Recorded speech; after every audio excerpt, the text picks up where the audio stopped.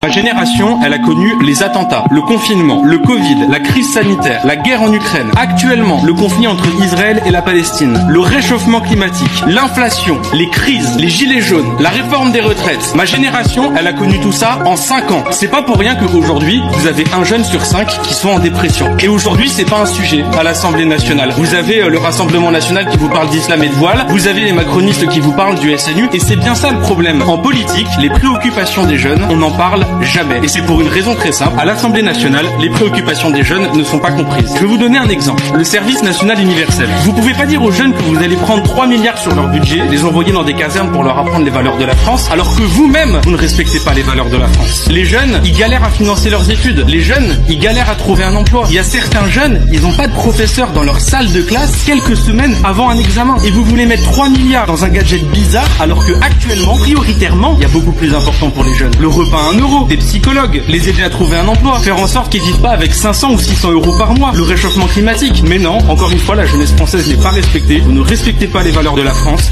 vous mettez tout cet argent dans un SNU qui nous coûte cher, et vous ne comprenez pas que ce soit ressenti comme une injustice par la jeunesse.